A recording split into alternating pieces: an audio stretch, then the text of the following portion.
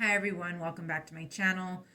So today I wanted to talk to you more specifically about an infection that I had. I just want to preface this by saying if you are uncomfortable with discussion of very personal things or female issues, gynecological issues, then this may not be the video for you. But I do highly recommend, especially if you are a woman and if you have been dealing with recurrent infections in that area. This is probably a good video to watch because I really wish someone would have made a video like this and that I would have found it prior to all of this mess that I got myself into. It would have been very, very helpful. So I did do another video talking about some medication that I had to take for an infection. I didn't go into a lot of detail about the infection. There were some things that I touched on that I might touch on again in this video, but I wanted to be more specific to the type of infection that I got here in this video because I think it's really important. So, and I also I'm going to make some clarifications here because I was hesitant to talk about this because, like I said, it's a very personal thing. But there's also a lot of kind of like stigma connected to, vaginal infections and things like that. And so I kind of want to touch on that a little bit and clear up what I believe are some serious misconceptions. So, I have been dealing, or had been, or have been, I don't know, I had been dealing with recurrent BV, which is bacterial vaginosis, for about 6 years or so. Now, the weird thing is that, for those of you that don't know, I was previously married. And so this was like almost 10 years ago or so. I got divorced at the end of 2014 and moved out, from my situation at that time. During my time with my husband, I did not have recurrent BV. I actually don't even remember treating bacterial vaginosis even once. Bacterial vaginosis is commonly associated with sexual intercourse, which that's why I'm trying to make this point here is that while I was married and was regularly having, relations with my husband, I never got treated for BV. You can still carry the bacteria. I think that bacteria is kind of a commensal bacteria. It exists naturally in your vaginal microbiome. It's only when it kind of gets out of hand and overgrows that it becomes a problem.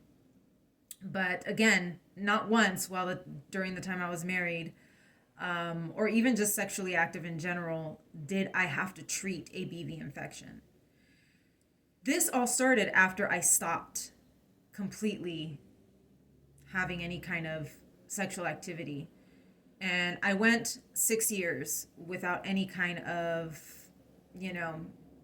penetrative sexual activity.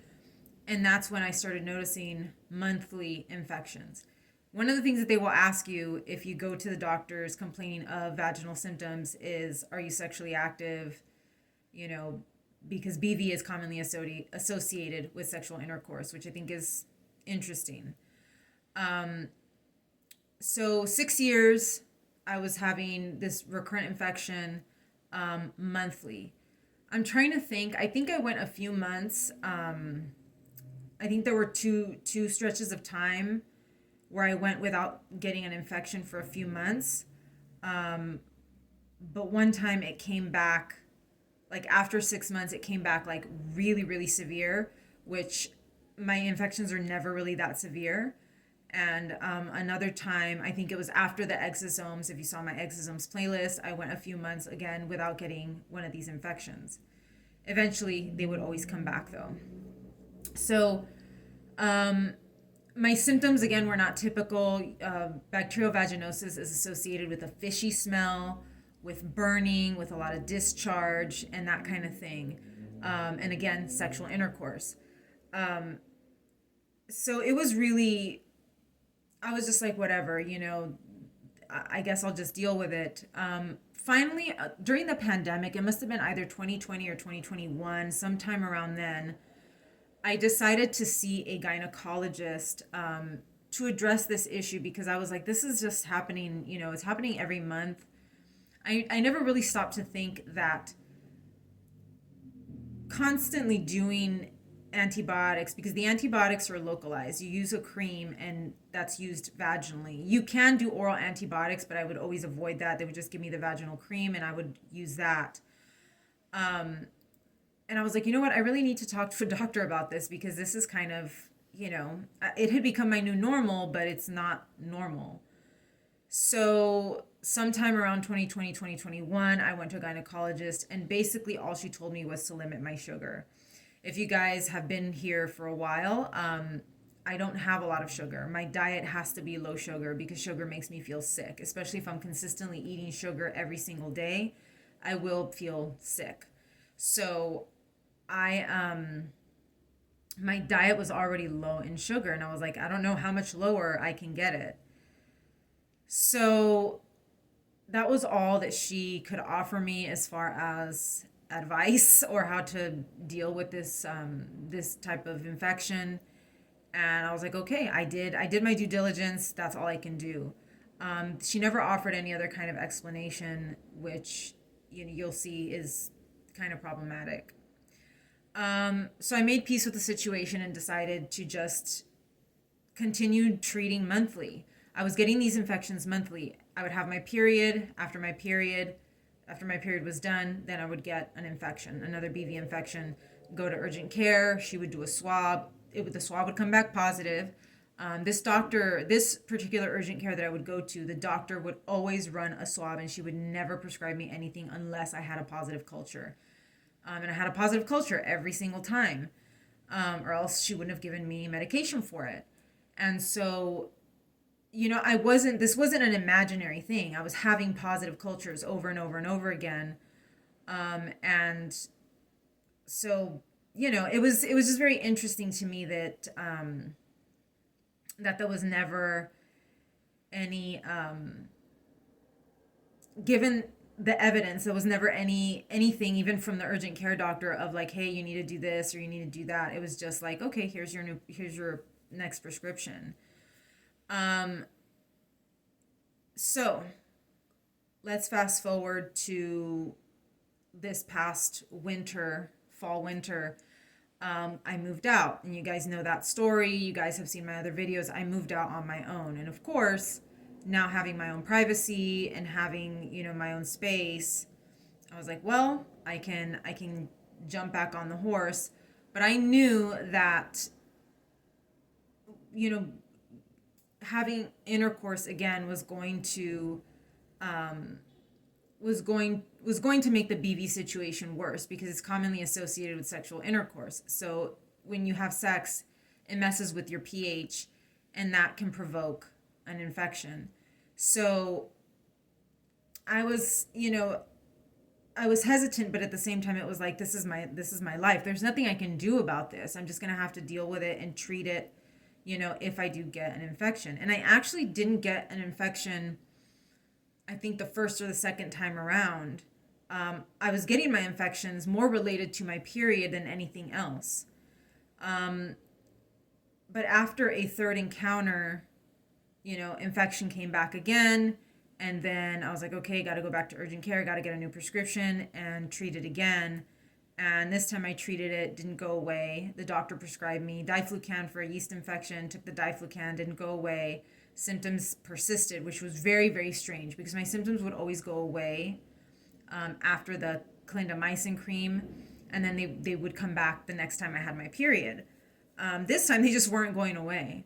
It wasn't going away. It seemed to be getting worse, and I also started noticing a ton of discharge. I never noticed a lot of discharge. I also wasn't having a massive odor, like a very distinct type of odor that I could say like, oh, this is BV, this smells really bad. I wasn't having any of that. But the discharge was really scary, because I was like, okay, this is not something that I recall, from my past infections. So I moved out here, and I had been looking for a new urgent care, because the urgent care doctor that I really liked was a little bit too far for me. She's too far to be, going back and forth to. I had gone to another urgent care semi close to here, he prescribed the diflucan and the clindamycin. That didn't work. So I was like, I need to find another urgent care. Like I was like urgent care shopping at this point. So there was actually one really close. This is actually, I think, the fourth urgent care that I had gone to, because I had gone to another one that was just terrible. This was the fourth one. I went in. At this point, I had also tried boric acid. If you don't know what boric acid is, it's like a roach killer or something. It kills bugs, but you can also use it vaginally, to treat like yeast infections and stuff like that. But it's pretty intense and it can cause chemical burns. I did a few days of that. Just wasn't, it was burning me, but it didn't seem to do anything for whatever infection I had going on. I went to this fourth urgent care and I begged them and I said, look, I don't know what's going on, but I need you guys to check for anything and everything possible, that you can think of that could be happening down there. I said everything, everything under the sun. So they ran a test. So this test is called a PCR test. This is the test that you want if you're going to try to detect something like ureaplasma, and actually probably any kind of infection. I believe this is the most effective type of test to find an infection, or the most thorough. They ran this test. It actually took a few days. They were like, oh, we'll have the results by tomorrow. It actually took a few days because I think they were checking they checked, I think, close to 20 different bacteria, parasites, everything, anything that could possibly go, grow in that area. Let me drink some water. And what came up positive was Ureaplasma parvum, Ureaplasma ureolyticum, and some BV. The Ureaplasma parvum was massive. We're talking like billions. It wasn't in the millions, it was in the billions. And when the doctor, actually it was a PA, he showed me the test and he goes, look, it's considered high if it's in like the millions. You're in the billions. So it was excessively high. It was really, really, really high. When I saw that number, I knew right away that this had not just happened to me. This is not like, you just acquire an STD from someone, or whatever the case may be. The whole 6 years of recurrent BV symptoms was probably this thing. So I started Googling what it was, and sure enough, it says that it can make you more vulnerable to recurrent BV. So it wasn't BV, it was BV, but it was also this other infection that was underlying that was making me more vulnerable to the BV. So when I saw that massive number of, billions of bacteria, I was like, oh, this has been going on for years. This was the issue that I had been having all along that doctors, for whatever reason, didn't know about. So they prescribed me the ciprofloxacin. I called my other doctor and requested doxycycline. Watched my other video, the other video on, I forgot what it was called, but I talk about my experience with that, fluoroquinolone toxicity and that kind of thing. That will give you details on that, because I don't want to get into that on here. I want to focus on this infection and what you need to do in order to get diagnosed and to get treated for this thing. So that was, also the test, the PCR test, they ran an antibiogram. And I think I talk about this in my other video. An antibiogram shows what your bacteria may be resistant to. And it showed that my bacteria that I had potential resistance to tetracyclines and, azithromycin and all of that. So that left me with fluoroquinolones as my best option for treatment. So an antibiogram is also really, really good to test, to see what will be effective in killing the infection. I did do an EV test. If you don't know what an EV test is, it's an at-home vaginal microbiome test. The EV test did not show the ureaplasma. It does show the rest of your microbiome though, and I'll get to that in a second. So I also took a microgen test, but that was after treatment. So what you want is a PCR test to detect this kind of thing, because the PCR test is going to pick it up The other tests that I think number one, the doctor has to be specifically looking for it. So if the doctor's not looking for it, you're not going to find it. But if the doctor goes looking for it, they need to do a PCR test. I believe EV uses metagenomic sequencing, and Microgen DX uses DNA sequencing, but also they use PCR for urine. That's kind of what I found when I Googled online. But the EV test did not pick up on any of the ureaplasma. So that was that. I did the antibiotics, and I told you guys that I did end up testing negative twice. What I read, what the gynecologist that I saw, so here, let's go back a little bit. When I saw the PA, he told me, you need to see a gynecologist. I went through my insurance, saw a gynecologist, and she told me, I don't know what that is. She researched it and she said, yeah, go ahead and take the doxycycline. That was not helping me at all.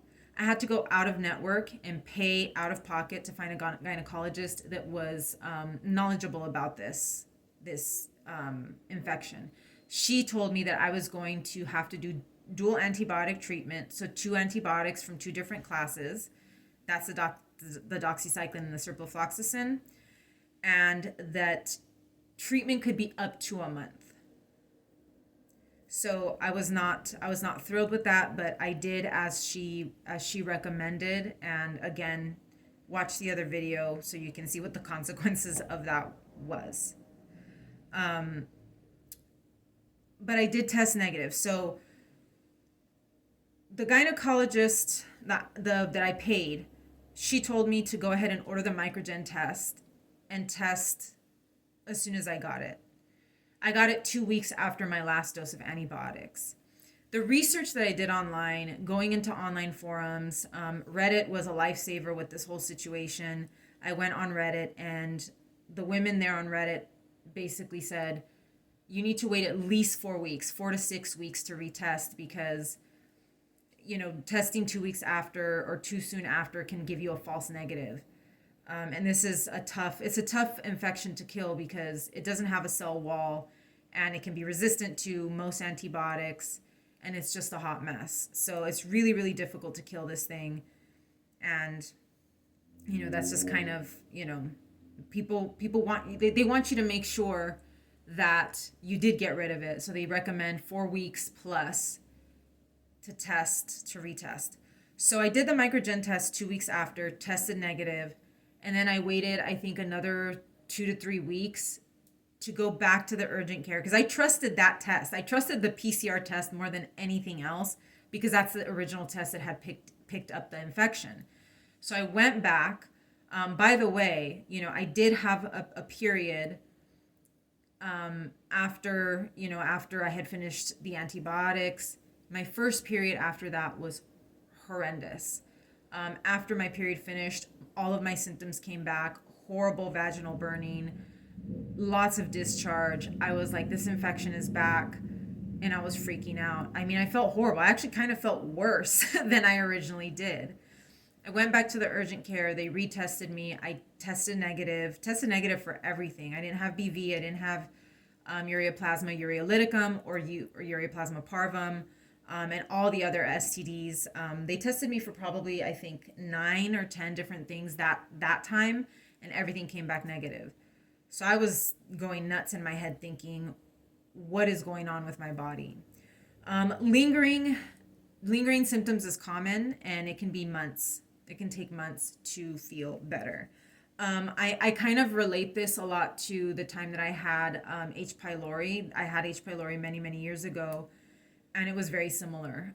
The treatment was horrible.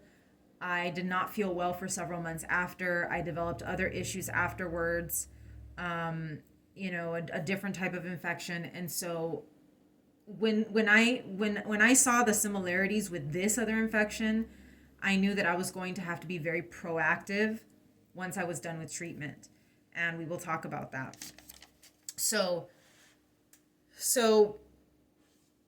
got 2 negative tests. I was feeling horrible, and I told myself, like, this is just the result of all of the stuff that you did, all of the drugs that you did. It's going to have a negative effect on your body. So I had another follow-up with the same gynecologist, the one that I paid out of pocket.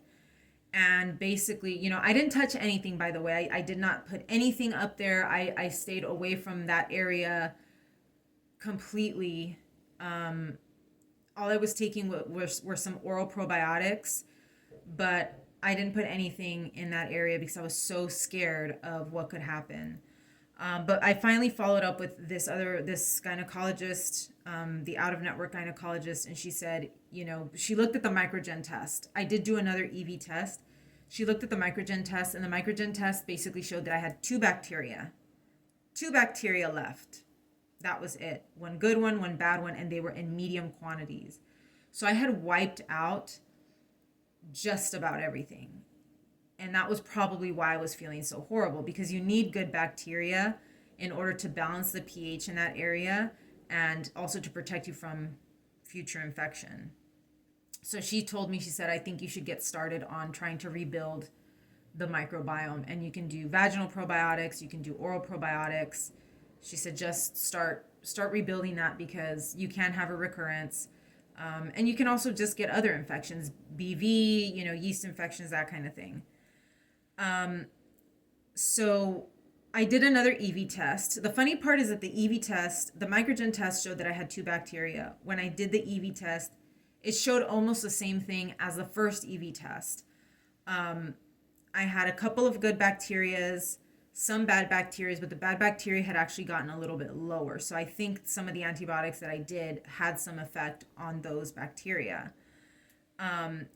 So what I had left was some strains of bacterial vaginosis. I'm not having symptoms of bacterial vaginosis. I'm having symptoms, but not specifically symptoms of bacterial vaginosis. If I go to the doctor, if I go to urgent care and they test me for BV, it's going to come up negative. So it's not a quantity high enough to make me symptomatic. But if you do an EV test, by the way, and this is not like sponsored by EV. I mean, I'm not sponsored by anybody. But if you do an EV test, they give you a health coach with each EV test.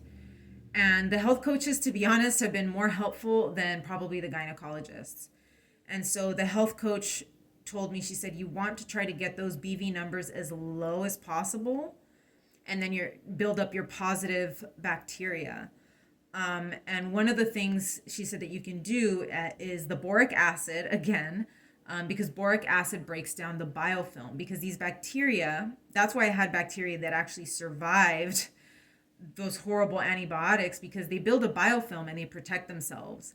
So she said, in order to kill the BV, you have to break down that biofilm, and boric acid can do that. You do a week of boric acid, and then you go in there with the antibiotic, and you can kill off the rest of that BV, or as much of that BV as possible. She said what you want to do is get those BV numbers as low as possible, and get your positive, your good bacteria as high as possible.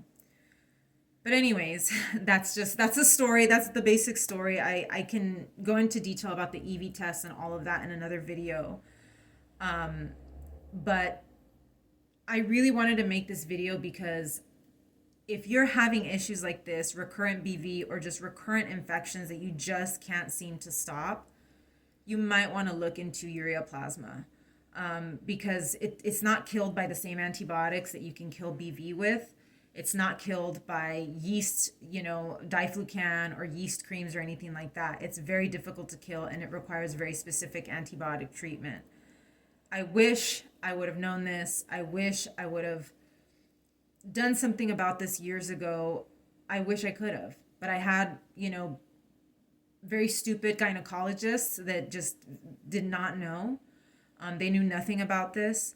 And I just, I was beside myself that I had actually been proactive. I had actually seen a gynecologist during the pandemic because I wanted to see if there was some kind of solution to this recurrent thing that I had not had while I was sexually active.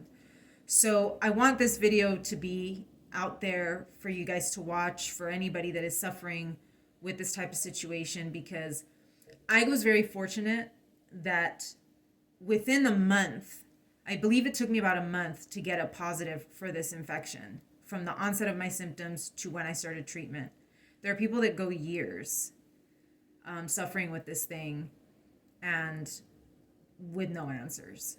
So I am, in a sense, lucky, but I also have to count my blessings and be proactive and now start taking care of all of this and rebuilding in order to prevent this from happening again. So I hope this video helps somebody out there, because I really wish I would have had something like this to help me out. But anyways, this video is very, very long. Thank you for joining me, and I will come back with another video very soon. Take care.